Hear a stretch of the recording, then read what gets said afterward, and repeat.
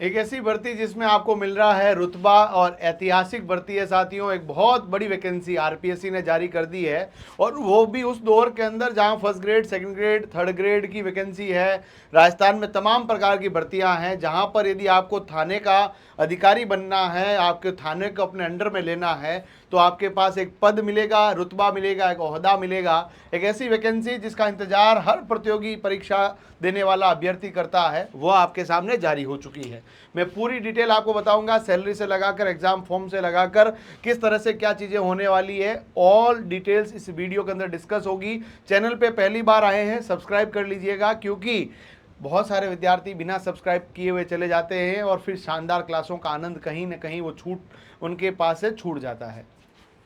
साथियों, यहाँ पर यदि हम लोग बात करें राजस्थान लोक सेवा आयोग उप निरीक्षक और प्लाटून कमांडर की वैकेंसी की बात करें, तो यहाँ पर आपकी वैकेंसी की बात की जाए तो आपके टोटल 1015 पदों के ऊपर ये आई है। इनमें सीटें बढ़ और घट सकती है, जनरली बढ़ने की संभावना रहती है, घटने की संभावना तो वैसे भी कम ही रहती है।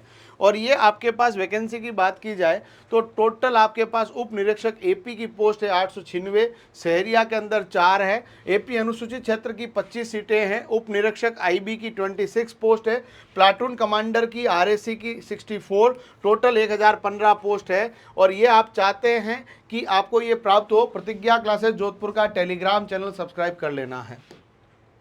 यदि हम लोग बात करें अनुसूचित के क्षेत्र की बात करें और आपके ईडब्ल्यूएस के आरक्षण इन सब के अंदर मिलेगा। अनुसूचित और गैर अनुसूचित क्षेत्र की वैकेंसियां इसके अंदर है, टीएसपी नॉन टीएसपी की।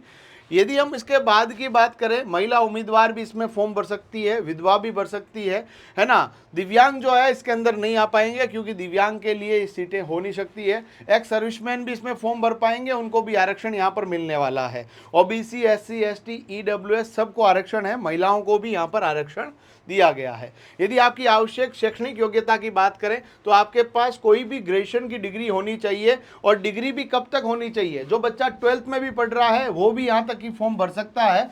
बस ये है कि उनका जो इंटरव्यू है उससे पहले पहले आपके पास डिग्री होनी चाहिए। और आप सब जानते हैं एसआई का एक प्रोसेस जो है करीबन 2 साल चलने वाला प्रोसेस है, क्योंकि पहले पेपर होता है, देन उसके बाद फिजिकल होगा और देन उसके बाद इंटरव्यू होगा। जो बच्चा फर्स्ट ईयर सेकेंड ईयर में भी पढ़ रहा है फॉर्म जरूर भरे, बस अपियरिंग आपको डाल देना है वहां पर, ठीक है। बस ये कंपलसरी। आगे आयु सीमा में बता देता हूं आपको कि यहाँ पर आपकी सैलरी अच्छी खासी है, 4200 ग्रेड पे L11 के अंदर आप रहते हैं। प्रोबेशन के बाद 70,000 के आसपास 60 to 70,000 सैलरी रहती है, और एक अच्छा प्रोबेशन के अंदर भी ओहदा रहता है, और अपने आप में बहुत बड़ा नाम है थानेदार।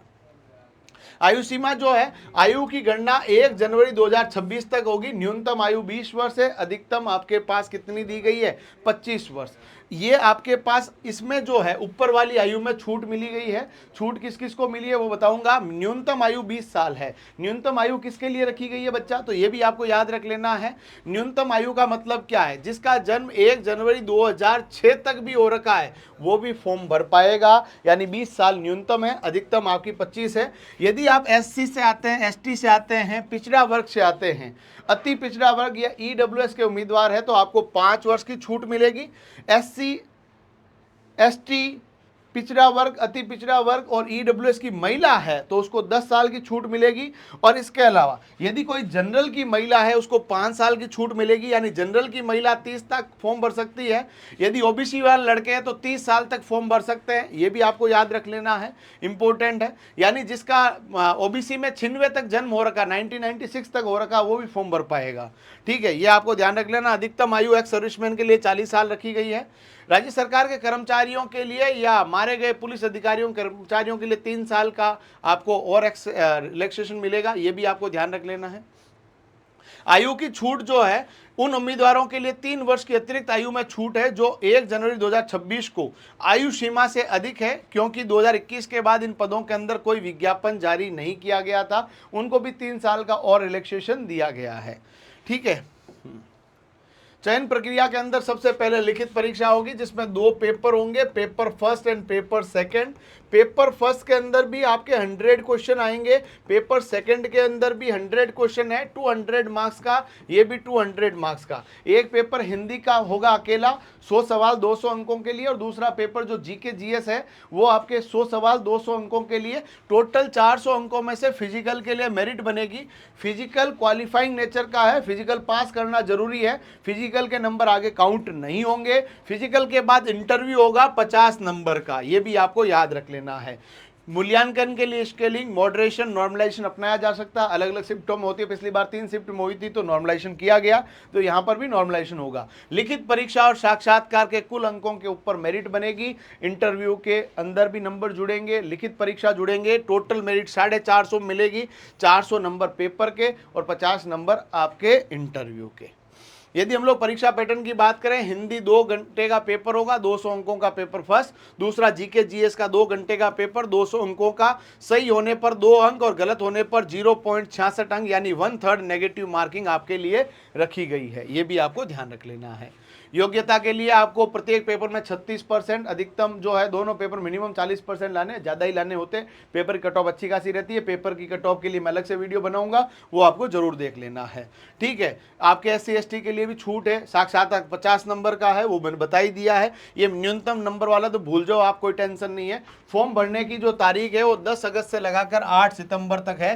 टाइम पे अपन को फॉर्म भर देना है। फॉर्म अभी लेट शुरू होंगे, नोटिफिकेशन पहले ही आ चुका है। आवेदन जो होंगे इसी वेबसाइट के ऊपर होंगे या SSO से आप फॉर्म भर पाएंगे। SSO से भरेंगे, पैसा नहीं लगेगा। OTR आपने करा रखा है तो आपकी लाइव फोटो होगी, वो मैं फॉर्म भरना पूरा सिखाऊंगा, इसीलिए यूट्यूब चैनल सब्सक्राइब करना है। छोटी छोटी गलतियों का ध्यान देना पड़ता है, नहीं तो फालतू में नुकसान हो जाता है। आवेदन शुल्क पहले दे रखा है, 600 रुपये वन टाइम रजिस्टर कर रखा है, तो नहीं लगेगा, कोई दिक्कत नहीं है। आवेदन तिथि और अंतिम तिथि के 10 दिनों के बाद आप लोगों ने यदि फॉर्म में गलती कर दी सुधार सकते हैं। और बाकी जो चीज़ें हैं इसके अंदर आपके पास OMR में 5 ऑप्शन आएंगे, 1/3 नेगेटिव मार्किंग है, और बाकी सब बातें हमने ऑलरेडी डिस्कस कर ली है। शारीरिक फिटनेस के अंदर क्या होगा, पुरुष की ऊंचाई 168 सेंटीमीटर न्यूनतम, बिना फुलाव के छाती 21 सेंटीमीटर, फुलाए हुए 86 सेंटीमीटर। महिलाओं की हाइट 152 सेंटीमीटर, न्यूनतम वजन 47.5 किलोग्राम। SC ST के लिए भी बताया गया है।